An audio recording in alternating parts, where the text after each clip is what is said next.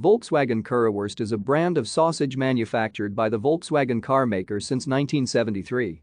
It is manufactured at the company's Wolfsburg plant and sold in restaurants in its 6 German factories.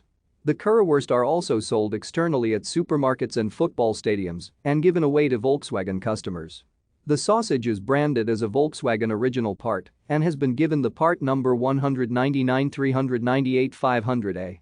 The product has been described as the most produced of any of Volkswagen's parts, some 6.81 million sausages being manufactured in 2018.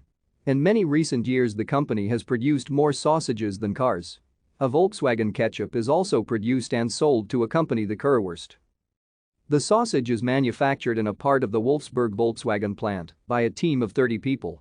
The sausage is made in 2 sizes, one approximately 5 inches long and one approximately 10 inches long. The larger-sized sausage weighs around 170 grams. The sausage is made from pork delivered to the factory 3 times a week. Thank you for watching. Like and subscribe if you would like to view more of our videos. Have a nice day.